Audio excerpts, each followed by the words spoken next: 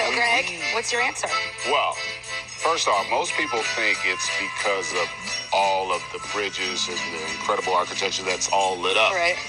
And that is partly true. Correct. But the real reason is not a good reason. Oh, let's hear. It goes back to, it's in the 17th century, and I forget the king, but basically the issue was they just come out of war, and there was a lot of crime in the city. And so that's when they started introducing streetlights and more police to light the city up, to make the citizens feel safe.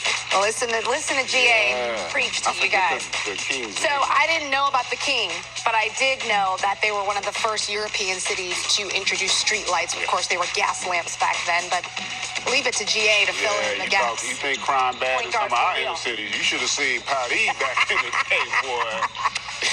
We are here to educate you and to have fun. All right, ladies and gentlemen, starting lineups here, presented by CarMax. You see the Bulls and the Pistons. When you look at these matchups, GA, which one of these matchups are you most excited to see? I want to see Jay Navi and Zach LaVine, because I actually think they're going to be matched up quite a bit against one another. And then I'll tell you another sneaky one is going to be Vooch and Isaiah Stewart.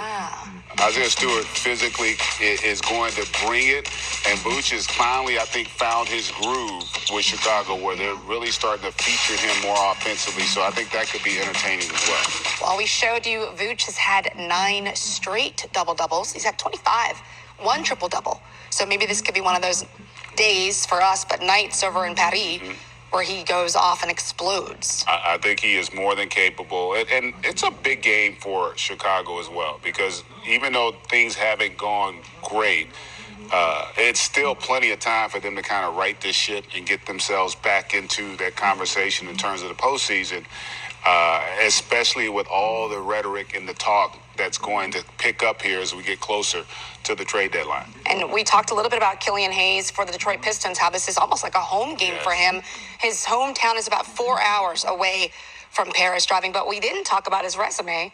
He was MVP for FIBA under 16 in the European Championships, and that was back in 2017. So I think he's going to have a good showing.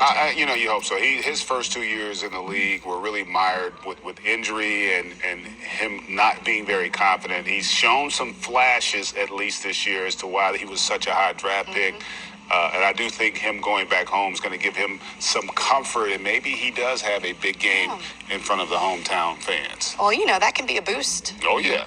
Absolutely. Familiar food, familiar places, even accents. Yeah, it's probably a big change going from his hometown to Detroit. I'm sure it is. All right.